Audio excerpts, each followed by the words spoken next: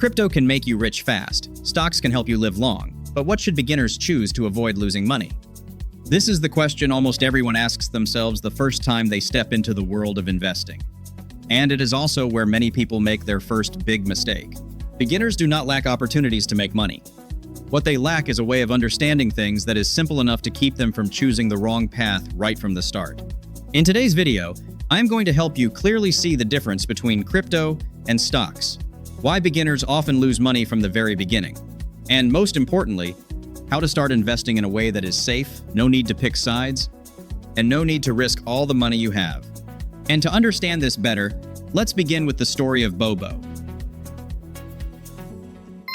The real issue is not making money, but keeping it. One weekend morning, Bobo received 1,000 United States dollars in cash. Holding the money in his hand, Bobo thought, money is for buying food, so I should go get some bread. Bobo went to the bakery, gave the money to the shop owner, and got a loaf of bread in return. That same day, he ate the entire loaf. In the evening, Bobo sat down and looked back at what he had left after the day.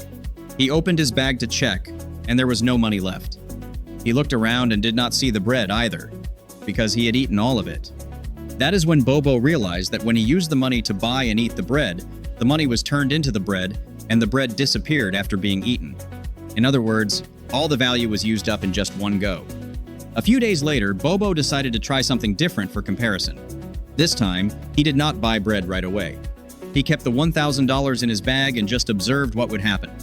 A week passed, and Bobo took the money out to check. The money was still there. It had not disappeared. But at that exact moment, Bobo realized that because he only kept the money and did nothing else, the amount was still exactly $1,000 no more. And during that entire week, the money did not magically produce another loaf of bread for him. Although the money was preserved and not lost, it did not create any new value either. After those two experiments, Bobo understood the difference between spending money right away and simply holding on to it. When he spent it to buy bread, the money disappeared quickly, and there was nothing left after it was used. But when he just kept the money in his bag, it did not disappear, but it also did not help him get more bread. At this point, Bobo started to see clearly that neither of these ways of using money was truly effective. If he spent it immediately, it would be gone quickly. If he just kept it in his pocket, it would not disappear, but it also would not help him get more bread. Bobo realized that he needed a different way, one where the money did not vanish instantly, but also did not sit there doing nothing. What are stocks?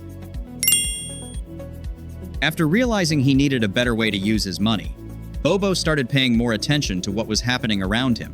He noticed a bakery near his home. Every day the shop opened, customers came in, and bread was sold. Bobo stood in front of the bakery, thinking, if I just stand here and watch the shop sell bread, whether they sell a lot or a little, does not matter to me. No matter how many customers they have, I do not get any bread or money from that because I am not connected to the shop in any way. But if I gave some money to the shop owner to help run the business, I would become a part of it. Then, every time the bakery sold a loaf of bread, I would get a small portion of the results. With that idea in mind, Bobo brought his money to the bakery owner and shared his intention. Instead of buying bread to eat right away, he gave money to be part of the business. In return, Bobo owned a small share of the shop's profits. From that day on, whenever the bakery sold bread, Bobo received a portion of the value from those sales, even though he did not have to stand at the counter or show up at the shop every day. Some days it was more, some days less, but as long as the bakery was still running, Bobo's share remained. Looking back at how he used to spend money, Bobo saw the difference clearly. When he used money to buy bread to eat, everything ended on that same day. But when he used his money to become part of a place that makes bread, he saw new bread being made steadily, day after day. As long as that place kept operating, the bread kept coming. Over time, Bobo realized his money was being used in a way that continuously created value. From this experience, Bobo started to see that stocks are like putting your money into a place that generates value over time. That is essentially what stocks are. We invest our money into an organization, and when that organization earns profits, we receive dividends, kind of like how Bobo shared in the profits from selling bread. What is crypto? Now that Bobo understood how to use money to take part in a place that creates value, he kept exploring other ways people were using money. This time, Bobo heard people talking about a very special kind of bread. This bread did not come from any bakery, and there were no ovens or regular sellers involved. Bobo wanted to understand more, and he found out this bread was not made for eating. People bought it for one reason only: to hold onto it and later sell it to someone else. When selling, they hoped to earn more than they had paid. So anyone buying this bread always started by purchasing it, then waited for the right moment to sell. Bobo was shown exactly how to do it. He took out his phone and entered what felt like an online market. In this market, there were two groups. One group was selling bread, clearly listing their prices. The other group wanted to buy, showing how much they were willing to pay. When a buyer accepted a seller's price, the deal happened instantly. Bobo decided to give it a try. He chose someone offering a loaf for 100 United States dollars. Bobo tapped buy and paid through the platform. Once the deal was done, the digital loaf was sent straight to Bobo's account. From that moment on, Bobo had just that one loaf. No new loaves appeared. The only thing that changed was how much others were willing to pay for it. Over the next few days, Bobo kept an eye on the market. When more people wanted that bread, the price went up. If he sold then, he would earn more than he paid. But when interest dropped, the price fell. If he sold during that time, he would get back less. What mattered most was that the bread's price did not come from anyone making more bread. It changed because the number of buyers and sellers kept shifting.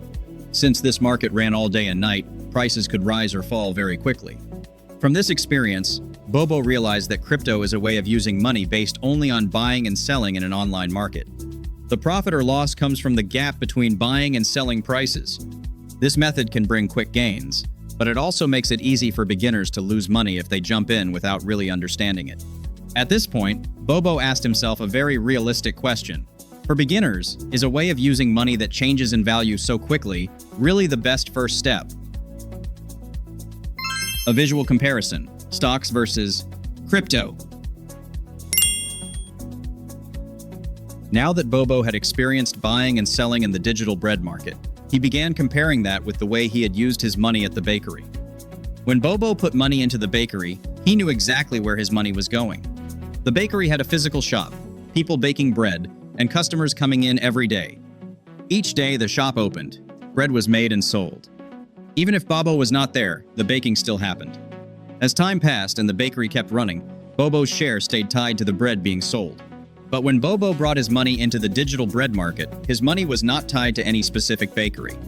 He simply bought a digital loaf and held on to it. After that, no new loaves were made for Bobo. Day after day, he still only had that one loaf, and all he could do was wait to see how much others were willing to pay for it. Bobo realized that these two systems created value in completely different ways. At the bakery, value came from making and selling real bread to real people every day.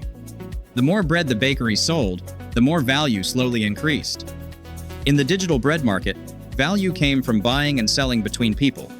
When many people wanted to buy, prices jumped up quickly. When more people wanted to sell, prices dropped just as fast. Bobo also noticed a huge difference in pace. The bakery worked on a daily rhythm.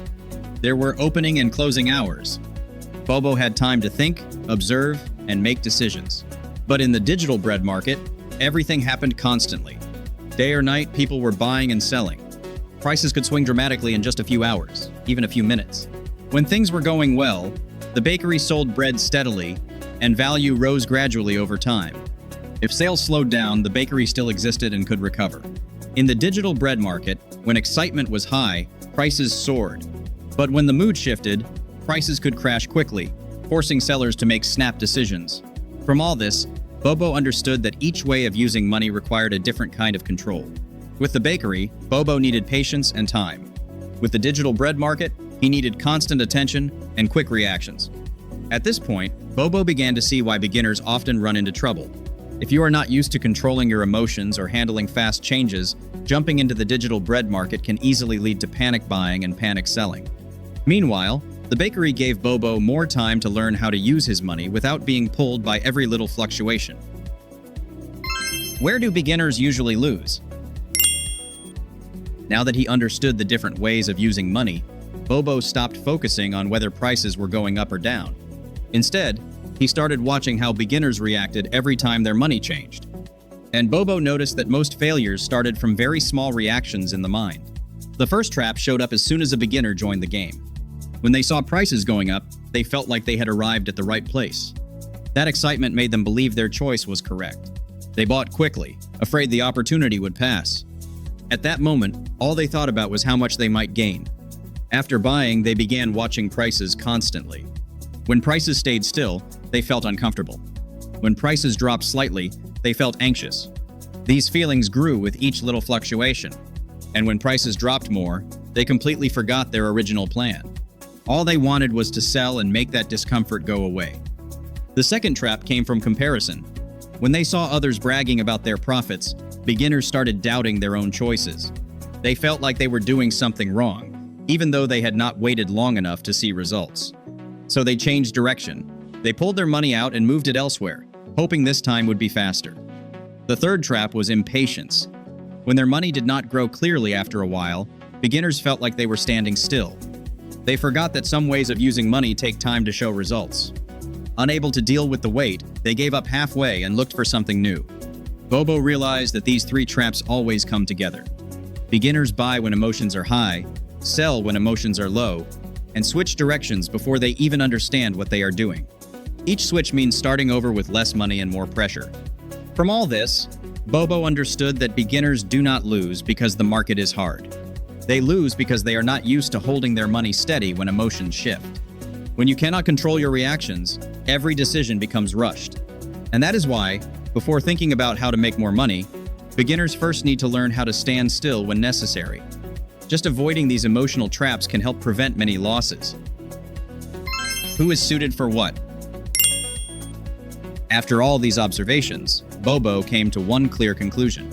Every method of using money brings its own kind of pressure, and each person handles pressure differently. So Bobo grouped beginners into three types. The first group is people who do not have much time to watch prices every day. They work full-time and only have free time in the evenings or on weekends. For this group, fast-changing prices put them in a constant state of reaction. By the time they get the news, prices have already moved. By the time they react, things have already shifted again.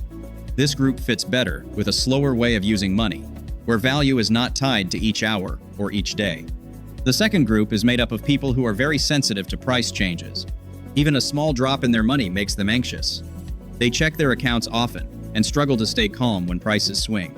For them, fast-moving markets lead to more wrong choices than right ones. They do better using money in ways that let them sleep peacefully without watching charts all the time. The third group includes people who can handle pressure well. They are fine with prices going up and down quickly. They have time to keep an eye on things and are comfortable making quick decisions. This group can join fast-paced markets, but they should still limit how much money they use to avoid big risks. From what Bobo saw, it became clear that many beginners lose early because they are in the wrong spot. They enter markets that need fast reactions, even when they have no time to watch. Or they choose volatile places before they are ready for the stress. Being in the right place gives beginners time to learn, room to recover from mistakes, and the steady mindset to keep going. For them, choosing the right position from the start is more important than chasing flashy opportunities. After all his experiences, Bobo stopped asking, "Should I pick crypto or stocks?" Looking back, he realized that choosing sides often pushes beginners into rushed, extreme decisions. So instead of picking a side, Bobo focused on how he was using his money. He looked at how much he had, where it was placed, and how much risk he could accept. From there, Bobo started organizing his money more mindfully. Most importantly, he made sure he knew how he was using it, what level of risk he could handle, and what path would keep him going long term.